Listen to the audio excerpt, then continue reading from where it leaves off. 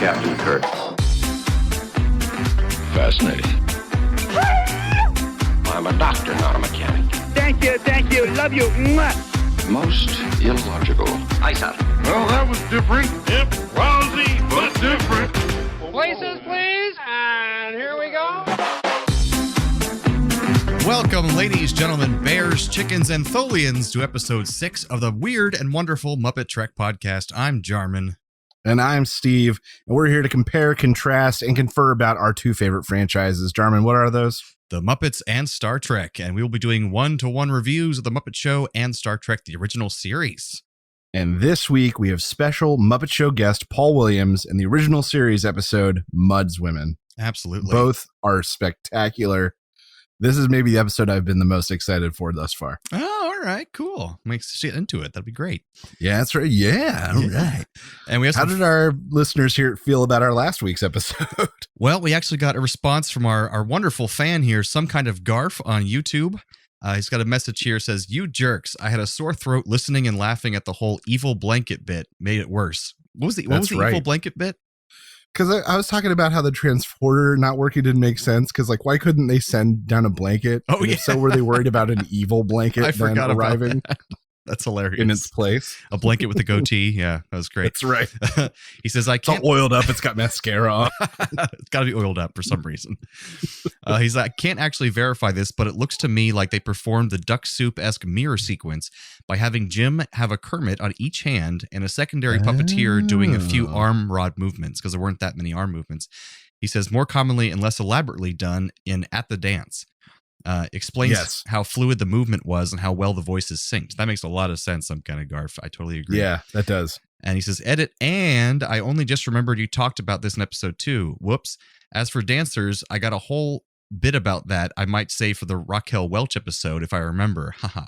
As only a fledgling Trekkie, I appreciate basic trivia. Well, thank you. Yeah, we'll keep doing the trivia for the basic fans out there. You basic. Yeah, we're here for fledglings in both camps. That's true. I'm a fledgling in the Muppet camp, so I'm learning as I go.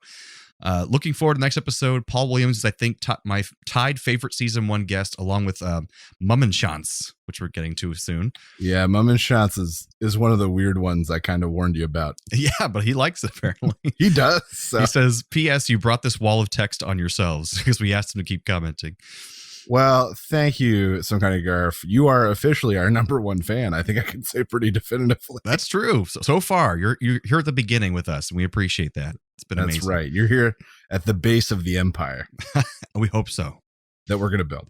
Absolutely. So I think we'll bring this right into the Muppet Show episode, doesn't it? That's right. So Paul Williams is a very special guest, and I always want to give our audience a little bit of background because not all of these guests are super familiar to people, even in our generation. I had to look him up. So Paul Williams is a singer, songwriter. He wrote and co-wrote a bunch of hits for groups like Three Dog Night, and for the Carpenters, he wrote We've Only Just Begun. And does he do Rainy Days and Mondays Always Get Me Down? I think he did that one too. But he also did music and lyrics for 1976's A Star Is Born. Barbra Streisand. And his song Evergreen won the Oscar for Best Original Song that year. Mm-hmm.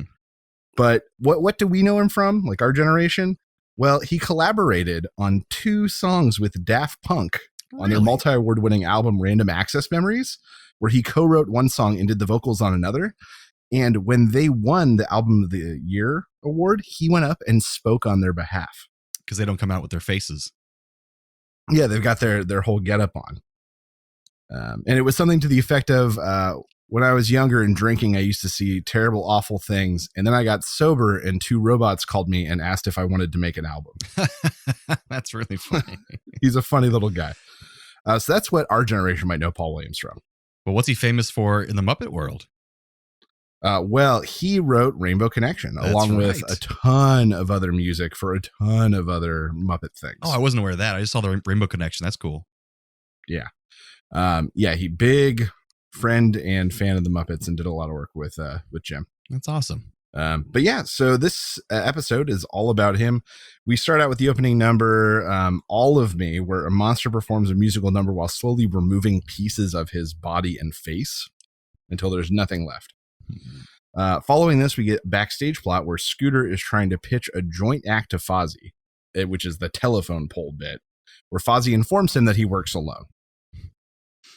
Next, we have Paul Williams' first number, Old Fashioned Love Song. This is one of the ones that he wrote for Three Dog Night and they made famous. Just an old-fashioned love song. Like 2 puppet versions of himself come out of a radio, and then the entire not the entire, but a huge chunk of the Go Go La La La Jubilee Jug Band comes out and join him, and then they all kind of disappear back into the radio. And I was like, okay, this is kind of, all right, he's singing a song. But then when puppets came out that looked just like him, I was like, that's cool. We then find ourselves in Muppet Labs with Dr. Bunsen Doo, who demonstrates his all-purpose tenderizer, which turns dishes into rubber and eventually like turns the countertop into rubber. It's funny and cute. Yeah. After this, we get like a lovely, serene little poem by Ralph the dog called Silence, in which more and more characters come in and cause more and more noise as he is reading this poem called Silence. They're basically acting out the things that he's saying in the poem. Yeah. Yeah. But like the reverse kind of. Right. Following this, we get a lovely little moment with Paul Williams remarking how he wanted to host the show because he would finally be the tallest person on a show. He's then joined on stage by 3 of the large human-sized Muppets, including Sweetums, who basically rub it in his face how little he is. And I looked it up. He is 5'2", so he is a short man. He is a little guy.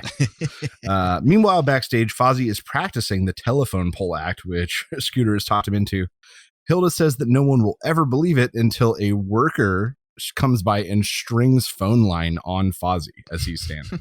Mm-hmm. Suddenly, we find ourselves at the dance. There's no particular theme to this one, with the best joke kind of coming at the end when Animal violently takes his dance partner for a trip and they really fall. Next, we get Mary Louise, a sweet little girl puppet, and a chorus of frogs singing "I'm in Love with a Big Blue Frog." And that it's pretty straightforward and it's a cute little number. The puppets were a bit creepy in that one because they besides Kermit, they all had big beady eyes and it was kind of a little scary. Yeah. Afterwards is the talk spot where Kermit and Paul sort of reminisce about famed short people, including Napoleon and Truman Capote. And this devolves into a series of elevator jokes because Paul wears lifts in his shoes. It's a little weird, but it ends with Paul floating away, which is fun. Yes. There's a quick cut backstage where Fozzie reveals that he continues to practice being a telephone pole, which is going well as a woodpecker mistakes him for a pole and comes over and pecks on him. Mm-hmm. Paul then acts in a sketch where he's a travel agent, which is something that doesn't really exist anymore for the most part. And a monster says he wants to get to Pittsburgh for some reason. And Paul offers him cheaper and cheaper ways, first putting him on a plane and then the terrible plane. In the end, flattening him down with a huge weight and then mailing him. Yeah, I actually really like that sketch. It was cute. Now we get talking houses. It's a similar joke actually to the one from last episode, but in this case, the mother is very religious because she's at church. Yeah, it wasn't funny at all. No one laughs. We get Wayne and Wanda after this acting out the classic magician cutting a woman in half trick while singing "You Do Something to Me." Wayne then begins to cut Wanda with a saw and she screams, and it's actually kind of dark. Yeah, it is. And they cut away pretty quickly. It's time for the Muppet News Flash, where the newsman interviews a man about an unusual story, which is just Paul Williams saying that someone called him, but then there was no one at the other end of the line. It was the darndest thing. It's the darndest thing. Backstage again, Fozzie gets nervous about the telephone bit, fearing that he is going to fall flat on stage. This fear is only just further exacerbated when it's revealed that 2 vultures are like watching him from the balcony. Kind of dark. Inevitably, it's time for the actual telephone bit, which is pretty lame. But Statler and Waldorf like it because at least it was short. Mm-hmm. Finally, we have our closing. Paul starts out, and then an assortment of Muppets sort of join in as the number goes on, singing a somber number called Sad Song, which is from one of Paul's albums. The final curtain call comes. Paul is joined by some of the big monsters who once again make a short joke, and Kermit signs off. Thanks, everybody! And that is the Paul Williams episode. There was a number in my version that had towards the very end with Rolf playing the piano again. Yeah, it's Sad Song. Oh, that was him during Sad Song. That's right. Okay. I was going to comment how it's always crazy how it looks like he's actually playing the notes and the tempo of the song. Oh, absolutely. You're absolutely right. It's so crazy. I don't know how they do that. It's the same reason, like, for the most part, Animal looks like he's playing the drums. That's true. Like, they really did perform it. It's weird. So let's talk about some factoids in the music in this episode.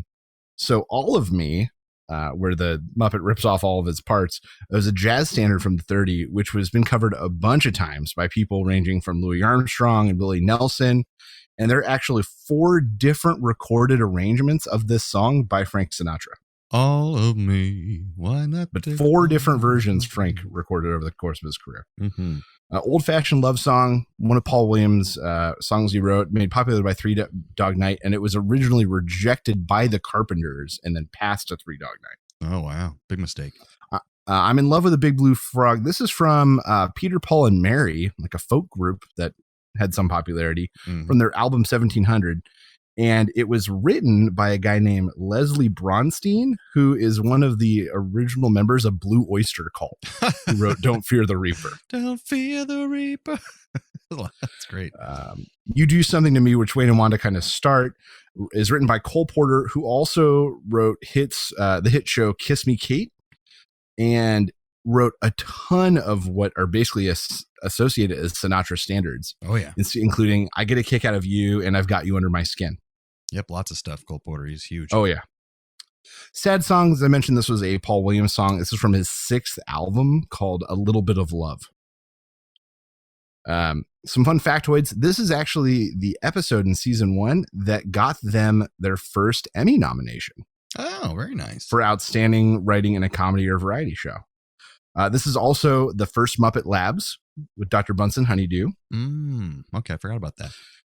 In the frog number, this is one of kind of the first appearance of nephew Robin, who would later become a recurring character of Kermit's nephew. There was a miniature version of him that was used in Never Smile on a Crocodile a few episodes ago, but it's not the real puppet that would become to be known. Gotcha. And so Jordan, what did you think about the Paul Williams episode? Well, starting off, I was like, I had no idea who this guy was. So I looked him up before the episode started, and then he comes on screen. I'm like, who is this Hobbit man? Like, what is going on? And I looked at the songs on Wikipedia. I'm like, wow, this guy's written a lot of things I know. And so I became more interested. And then he was actually really good with the Muppets. That's becoming like a barometer for me when the episode starts off. It's like, how good are they interacting with the Muppets? And he seemed right at home with them, which is pretty cool. But a few laugh out loud moments where it was just really funny, and they had more like adult humor and stuff, and I was just really getting into it, and I'm getting to the groove of the show. The talk spot was a little, it was all right, but otherwise I don't know, it was just a really solid episode, and I'm loving Rolf more and more, but he's becoming my favorite character as well. Is Rolf kind of in the front runner as your favorite? Yeah, pretty much. In the movies it was leaning towards Rizzo and Pepe, but right now I think I'm going Rolf. I think my one kind of dislike of this episode is that they just spent so much time making short jokes. Yeah, that's kind of like the one trick pony Paul? They had. Yeah, and I get it, and it'd be fun to call it out early and kind of get it out in front, and then just ignore it. But then they just kept doing it. But there's so much interesting things about this man writing these wonderful songs. It just felt shallow. Yeah. And then the B plot wasn't too interesting. Yeah, he looks like the poor man's Elton John. Yeah. But like the whole thing about the pole gag wasn't that interesting. It wasn't as good as the banana gag from the last thing. So yeah, it just wasn't as interesting. So it kind of took away from it a little bit. I do love the Pittsburgh sketch with the monster. That feels like it could be in any season of the Muppets and still be really good. Which one? Where he's mailing the monster to Pittsburgh. I love that one. That was really funny. That was solid. That was a good, solid sketch and could fit in anywhere. I absolutely loved it. And then Old Fashioned Love Song is just such a good song and so well performed that it'll always be one of my favorites. Another one of my favorites that I've always loved was All of Me, that opening number. I just remember being obsessed with it because the effect is so cool. Of the monster pulling off its lips, and then pulling out its heart and giving it its hands and then disappearing entirely at the end. That was so cool to me as a kid. Well, the funny thing is that we discussed in a previous episode that Steve and I are watching different versions of this show, and that particular sketch was not in my version. But when you described it, I'm like, oh, I've seen that sketch before. Because I've definitely watched that on like YouTube or something before somewhere. I've seen it because I know exactly what you're talking about. Oh, good. But yeah, that one is just absolutely blows my mind as a kid. And even now it is so cool. And it's a great song too, for that matter. Yeah, it's pretty much like probably gone down in history as a very famous sketch from this. Well, good. I'm glad that you like this episode. Yeah, if I didn't like this one, we'd be I'm in glad trouble. I don't have to fight you about It's it. considered one of the stronger episodes. So I gotta like this It one. really is. And it truly is one of the stronger episodes. And I'm excited for Bunsen Honeydew to, kind of grow as a character. Yeah, Muppet Lab is gonna becomes one of those reoccurring sketches that comes along with the popularity of characters. And honestly, it's not Bunsen Honeydew's. I wish I could say it was Bunsen Honeydew's popularity that does it, but really it's Beaker. Oh yeah. Once he joins, because that is what takes that to the next level. I am sad we didn't yet again have another veterinarian hospital thing, but I'll get over it. It'll come. It'll be there. Because Rolf's I promise you it'll come back. So, Jarman, tell us about the original series episode we watched. Sure. So now we have Mudd's Women, which introduces us to a character who actually is one of the only characters in Star Trek history who is not a member of the main cast to return in a later episode, which I will get to next season. But Harry Mudd. And he even comes back in Star Trek Discovery, the new TV show, played by Rainn Wilson from Office fame. So if you guys watch this episode, you'll be on the history of that episode as well. So it starts off with the Enterprise in pursuit of a cargo ship. This cargo ship is running away from them for some reason, and it tries to go into an asteroid field to escape from them, and it overloads its engine, so it's about to explode. So the Enterprise tries to put its shields over it to protect them. But in doing so, it blows out their lithium crystals, which later on are called dilithium crystals. All but one dilithium crystal is left, and so it's already very badly damaged. But they barely beam over the crew of that ship that blows up right after they beam them over. And who comes over but Harry Mudd, who's going by a fake name of Captain Leo Walsh with a really thick fake Irish accent. But right after he comes over, the rest of his crew comes, and it's three gorgeous women who almost seem to hypnotize any men who look at them with their beauty because they're so gorgeous, and they're lit very well, so they look really pretty and ethereal. They are lit extremely well. There's actually trivia about that later we'll get into. Ooh. So Mudd, still going by Walsh, says that he is transporting these women to be wives for settlers on a nearby planet. Kirk is very pissed that they had to follow the ship into an asteroid field and they were running away from them, so he has an official hearing to figure out why he was running away. The computer they have in this hearing, they're all sitting around a table. It can tell when he's lying. So they find out that he's actually called Harry Mudd, and that he's wanted for several crimes. He's like a smuggler, just all around, bad guy. But like a rapscallion, a scoundrel kind of person. And right at that moment, basically, the final crystal fails, and they find out the ship only has 3 days of battery power left, backup power, before it fails entirely. And they'll basically just, run out of life support. There you go. So luckily there is a mining planet within about 2 days range. They could trade for some new crystals and get back on their way. But before they get to this mining planet, Mudd secretly gets a communicator and talks to the miners there and finds out that they're rich and lonely. And there's 3 of them. And so he could trade these women for his freedom. So basically he makes a deal with them to take the women and convince Captain Kirk to give him his freedom as well in order to get the dilithium crystals. So Kirk refuses these miners at first, but then he realizes the ship will basically crash into their planet if they don't get the crystals in time. So he decides to allow it to happen. So in that time, we find out in the cabin with Mudd and these women, we find out they're taking a pill called Venus, which makes them hypnotically beautiful. But when they don't take it, they start to age and look less beautiful, basically. And they do this in the show by making them wrinkly and just, I guess more plain looking, but they're not really ugly by any means. So Kirk and the crew beam down to the planet with Mudd and the women, and they start having a little party in the miners' quarters right when a storm is starting to hit. But then the men start kind of fighting over the women because Eve, one of the women, is not being very receptive to her man that's there that she's being assigned to. And she's very upset, and she runs out into the storm. And they can't find her safely in the storm by going out there and trying to find her on their own. So they go back to the ship to use the scanners to try to look for her. But the miner that was supposed to be assigned to her, he goes out to look for himself in person, and he brings her back, but she's unconscious over his shoulder. So he puts her to sleep. When the morning comes, she's making him breakfast and she's cleaned up, but now she's kind of plain looking, and he's really angry about that and confronting her. So Mudd and Kirk come back down to the planet and they confront the miner. Kirk has found out about the pills, and he tells this guy, he's like, look, she's taking these pills to be beautiful. Eve yells at the miner and says, is this what you want? She takes 3 of the pills from Kirk and she puts them in her mouth at one time. And slowly she becomes very beautiful again. And her hair's pretty and she's got makeup on. And he asks the miner if this is what he wants, just some woman who's selfish and vain, but not a true wife.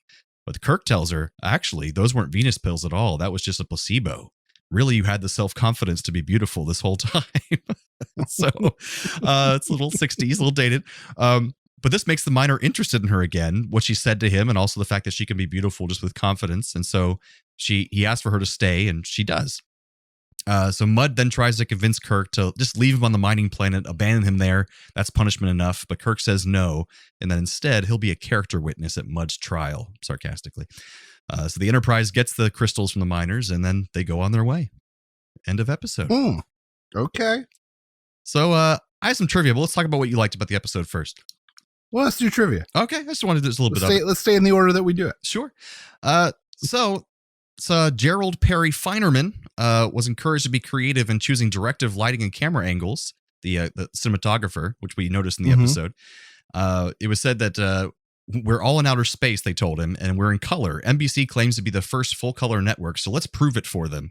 When you light the sets, throw wild colors in, magenta, red, green, any color you can find, especially behind the actors when they're in a close shot. Be dramatic. In fact, go overboard. Backlight the women and make them more beautiful. Take some chances. Nobody can tell you that's not the way the future will look. How can they? They ain't been there yet. That's what they told him to do. Like, what a ridiculous thing to tell someone. Yeah, that's right. In the future, everywhere we'll have eccentric lighting. Really dramatic. So NBC program manager Jerry Stanley recalled that one of the problems we had was in trying to talk Gene Roddenberry out of some of his sexual fantasies that would come to life in the scripts.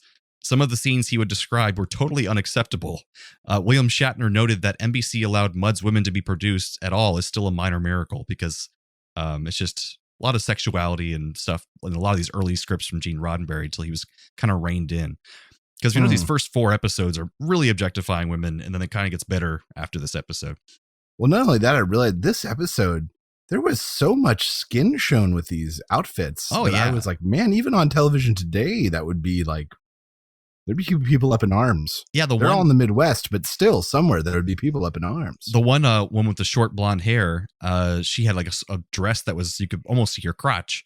And this was a month after she had appeared in Playboy. That she was a model actress. Oh, just wow. been in Playboy in the early 60s, late 60s. Regarding the script, Herbert F. Salo commented, it was very well written. It was fun, and it featured 3 beautiful women hookers selling their bodies throughout the galaxy. That's what he said. We talked about space hookers on a Play on Nerd. Did we? Space hookers? Our old show. Yeah. Yeah, because it was like they went into cryogenic freeze just to be woken up for the next trick, I think was the whole premise. Oh, gosh. That's true. And this last one, I didn't know this, that this was originally going to be a candidate for the first pilot. Besides, it wasn't going to be the cage. It could have been this. But it turned out to be the cage instead, which I think was the right choice because this would have been a weird first go around. Yes, that definitely is the right choice. Yeah, so that's a little bit of trivia there for you, some behind the scenes stuff. So yeah, what did you think of this episode? Things I really liked. I love Mudd. He was a great character, not only because of how overblown he was, but because it was really fun to watch him switch tactic to tactic, like without skipping a beat. Yeah, like as soon as they confronted him that he wasn't the captain that he said he was, he's like, "Oh, what about sick? What choice did I have but to take up his mantle?" Like just the way that he flowed from one line to the next was so good. Oh yeah, very likable character. And it was really fun to watch someone get a true upper hand on Kirk, like a real upper hand on Kirk. I liked that there were so many times. Something I do not like in television movies in general is when things are revealed to us before the characters. Right. I think there's something really good about finding out at the same time the characters do. But for whatever reason in this episode, I really liked it. I liked how we knew something was up with the women. I knew that they were losing their beauty, but you didn't quite understand why. I actually really enjoyed it, and I'm not sure what was different about this equation because normally it bugs the crap out of me. Maybe because we were having fun with Mudd at the same time he was having fun. Yeah, and that might have been it. But normally I hate it, but this one I loved finding things out just a little sooner than the crew. Nice.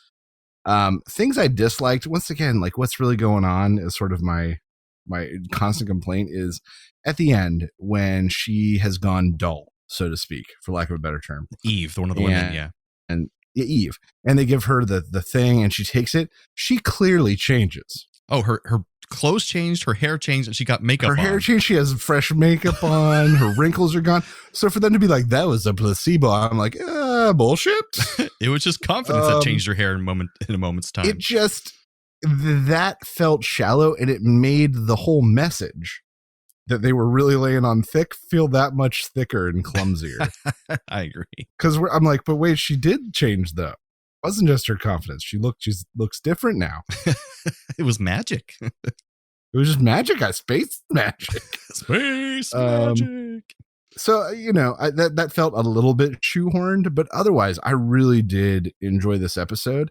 One of the other things I liked was it was nice. It was interesting to see character development between two characters that weren't the main crew.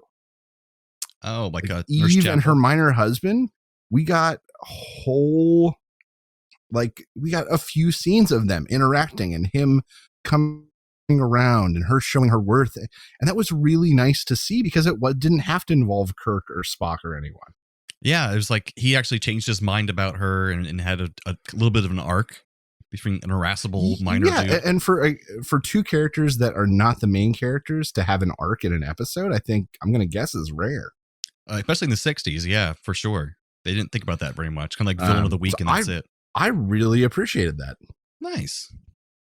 But before we go on, I got some questions. All right. Okay, so when they're doing Harry Mudd's trial, so two questions about this. Has this lie detector computer ever been used again? I don't think it ever is again. I could be wrong, but I don't remember it ever coming weird. Back. It was like analyzing records and stuff and then telling them if he was lying. It was just strange. And I was like, why? How the hell does this piece of technology exist? Like, I get how the future could have technology like that, but they don't explain it. It says in a quick line, it's like it only checks things against the records. So like, right. Maybe and they have no record, so it won't find anything about that. Maybe it knew by his voice that he wasn't someone named Leo Walsh. He was actually something else. I don't know, but it's so that felt just a little. So okay, but that's never been seen again. Right. So then on the screen when they show Harry's record, there's a mention of a future police record. Are there time police? Did it say that? I didn't even see that. Yeah, on his record plate it says future police record. Oh, well, and I just wasn't sure if there are time cops. There are time police, but they're very secret, and so they wouldn't be on like a public, like a record like that. They shouldn't be. But that's cool. I need to go back and look at that. Yeah, take a look at it. Maybe I read it wrong, but I swear to you, it says future police record. We find out there's time police. Basically, I forgot what they're called at the moment, but it was in Star Trek Enterprise with Scott Bakula. That's when we get introduced to the time police, and they kind of work side by side with Starfleet. But yeah, interesting. Okay. Well, I got some great Trek connections this week. I don't know how you get these, but it's amazing. Just some fantastic Trek connections. So first off, Paul Williams appeared on an episode of Star Trek Voyager. Really? In season 6, he's in an episode called Virtuoso, where the Enterprise welcomes a very short and diminutive race of aliens who enjoy the Doctor's singing because they've never discovered music. Oh, yes. Does it sound familiar? I know the episode. Paul Williams plays the lead little guy. That's amazing. And so here's another Trek connection, kind of. Paul Williams played the Penguin in the Batman animated series. And Gene Donarski, who played Ben, was in 2 episodes of the original 1960s Batman. Who played Ben? Who's Ben? Ben was like the main miner. Oh, okay. Gotcha. And also Roger Carmel, who played Mudd, was also on an episode of the original Batman. That makes sense. Playing a character called Colonel Gum. Okay. So those are the Trek connections I was able to find for this episode. That's really funny.